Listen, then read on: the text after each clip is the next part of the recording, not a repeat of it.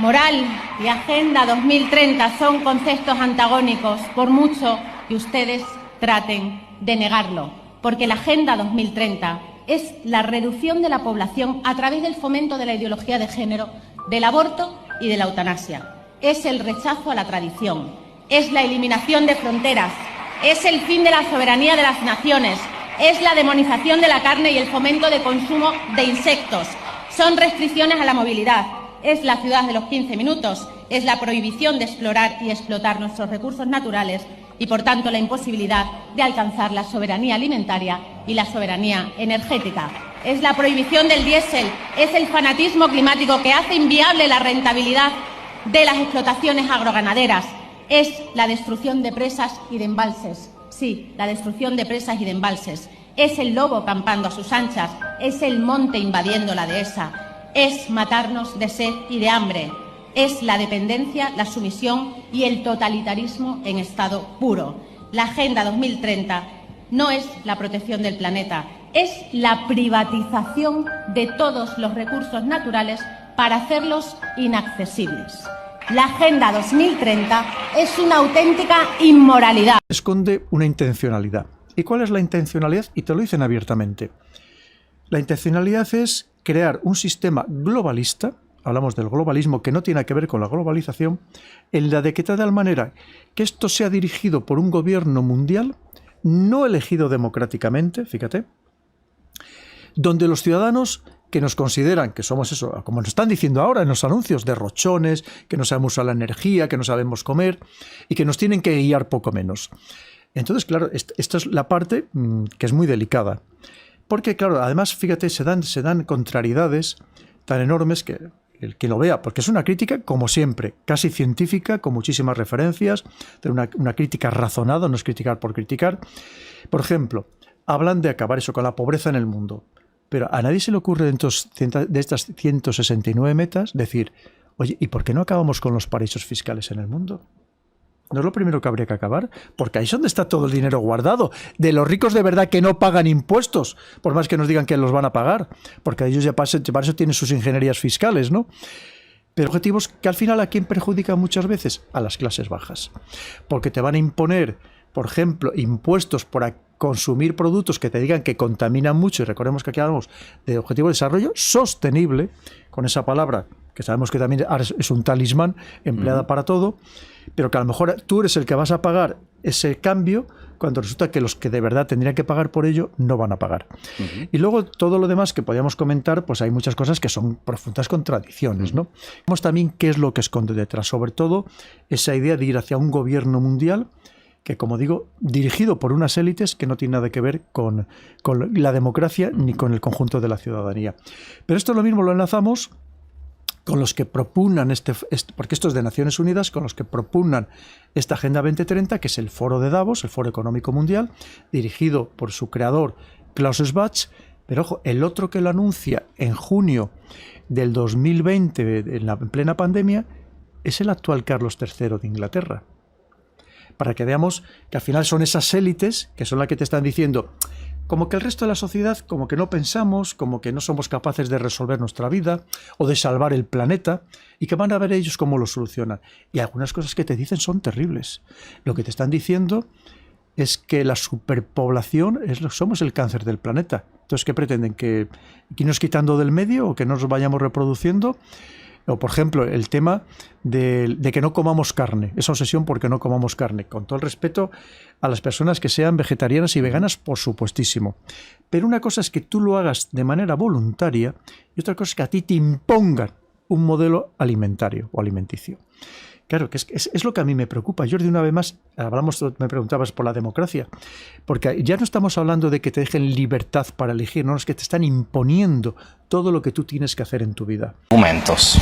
Bueno, yo diría que es más global que nunca. Es decir, posiblemente en estos momentos la agenda más inquietante que provocaría mayor inquietud es la agenda globalista, que no es lo mismo que la globalización. Hay gente que lo confunde, pero son cosas distintas. La globalización significa que en Guatemala tú produces un magnífico chocolate que van a poder comprar en Japón, o que van a poder comprar en California, o que van a poder comprar en Italia. Italia, y al mismo tiempo pues puedes importar el aceite de Italia o puedes importar el sushi del Japón y todos estamos contentos con ello. Eso es la globalización, que tiene muchos aspectos positivos. La agenda globalista es algo muy diferente. La agenda globalista es un proyecto de dominio planetario, de dominio global, de dominio universal, que además, para poder imponerse, tiene que acabar con una serie de escollos que tiene enfrente. Y esos escollos fundamentalmente son la soberanía de las naciones, es decir, hay que conseguir que las naciones cada vez sean menos soberanas, y por cierto tengo que decir que Guatemala en ese sentido es uno de los tubos de ensayo de mayor relevancia de la que puedan pensar incluso los propios guatemaltecos. Por supuesto, hay que acabar con la familia. La familia, en última instancia, es la última trinchera de cualquier cultura humana frente a crisis, como puede ser una crisis económica, una revolución, una guerra. Bueno, la familia es la última trinchera, el último lugar en el que te escondes. Y, por supuesto, el cristianismo, que tiene una escala de valores que, por supuesto, no va a ver con ojos de agrado lo que significa esa agenda globalista. Esa agenda globalista, en algunos casos, se desplaza a través de las organizaciones internacionales, y de hecho hay organizaciones internacionales que, fingiendo que ayudan a las distintas naciones, sin embargo las esclavizan a través de la deuda, a través de imponerles un programa político y social concreto, etcétera, etcétera. Esa agenda globalista funciona a través también de la ideología de género.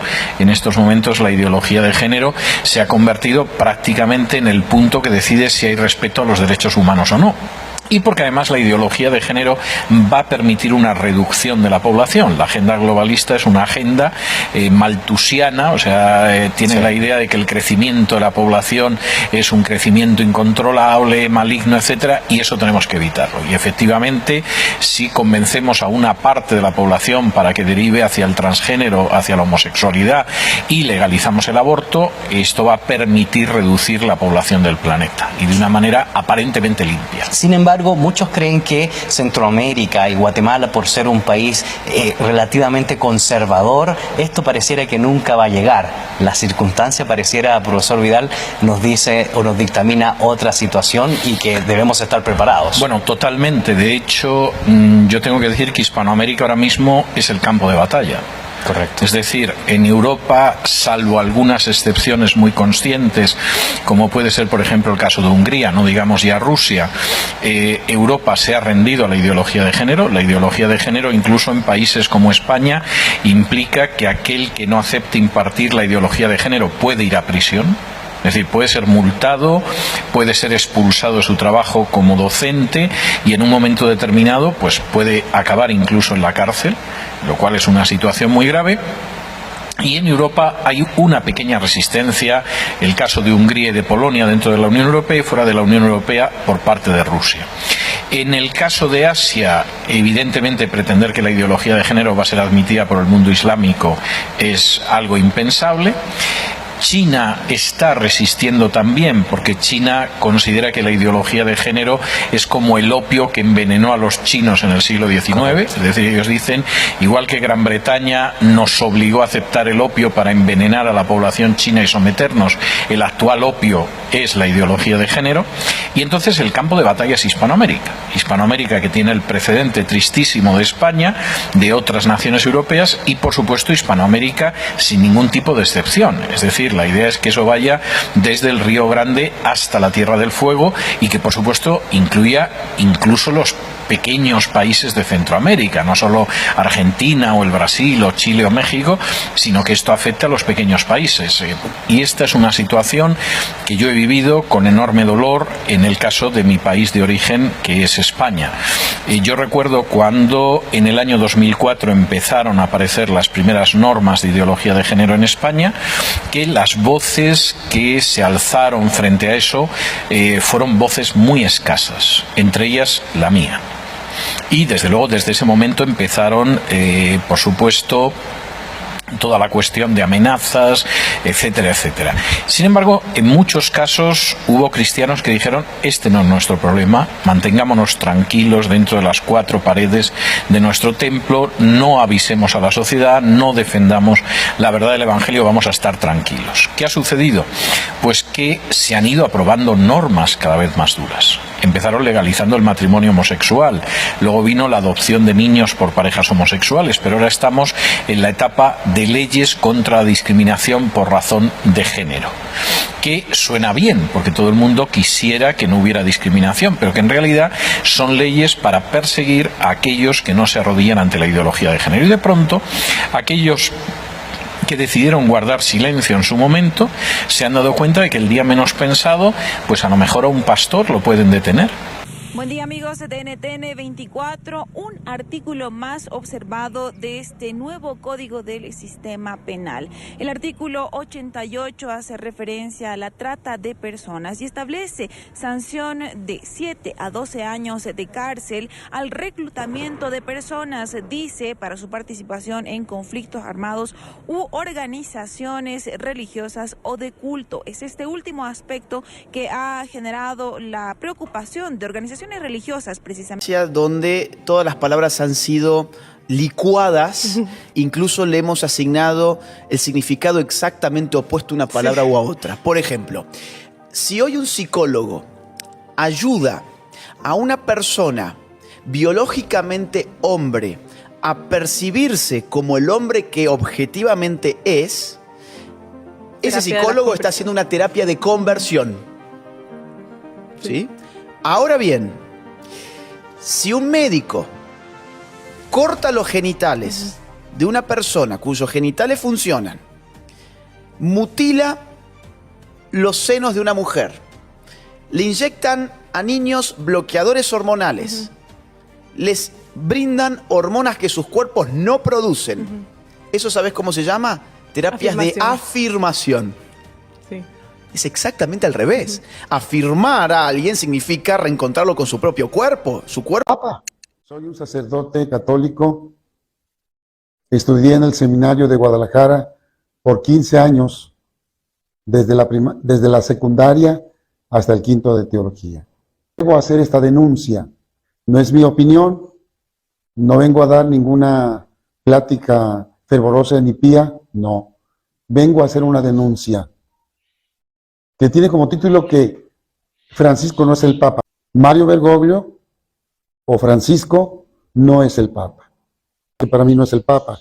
Mario Bergoglio empezó como a enseñar el cobre, con actitudes que no son las actitudes de un pastor. Él quería novedades, él que quería protagonismo, bajo la apariencia y el cariz de ser un hombre como Francisco de Asís, de los pobres, y haciendo actos irreverentes. Él lo dijo con sus propias palabras. Soy un sacerdote que yo obedezco y me someto a la ONU. No a Cristo, a la ONU. Entonces es un sacerdote que pertenece al nuevo orden. O un obispo, vamos a poner obispo.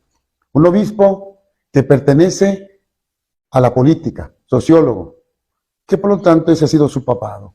No hablar de verdades, no hablar de dogmas, no defender el catecismo, no promover los sacramentos, no.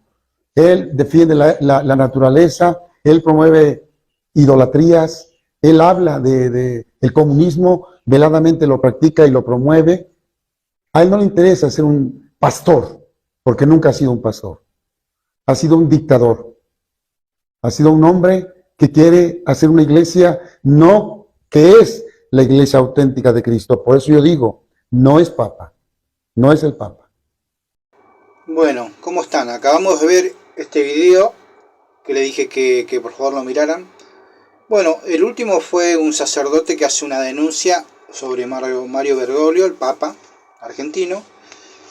Y podemos ver también que acá este asunto de la globalización, ¿no? O de la Agenda 2030 incluye la ideología de género, el control de las naciones, el acote de la libertad, eliminar la familia, incluye también eliminar al cristianismo, eliminar a la familia y eliminar a Jesús como la única puerta o el único camino. Es lo que está diciendo el sacerdote Mario Bergoglio. Lo que está haciendo es hacer que todas las religiones son de Dios, ¿no?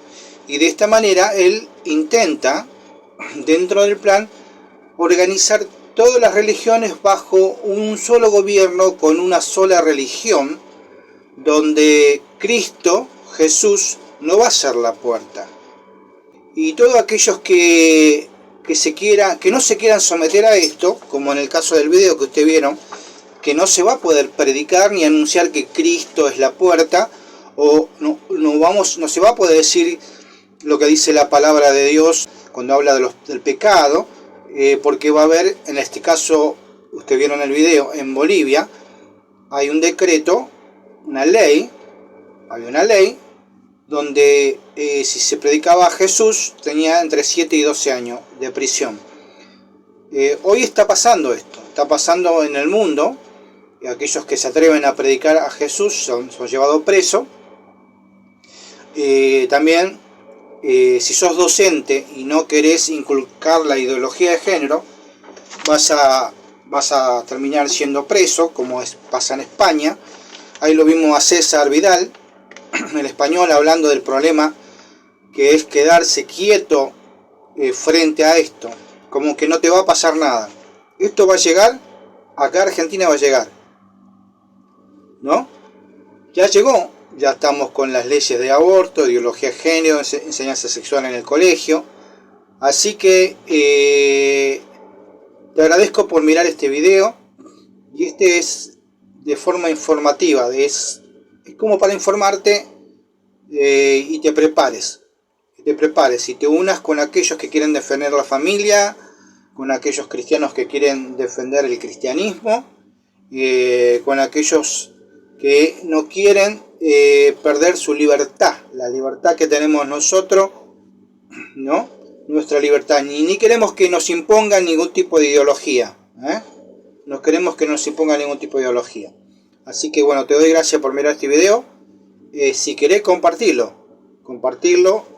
haz el like ahí en el canal y compartirlo, porque es importante que lo compartas. Es una manera de que vos podés apoyar para que nos preparemos si ya no es tarde.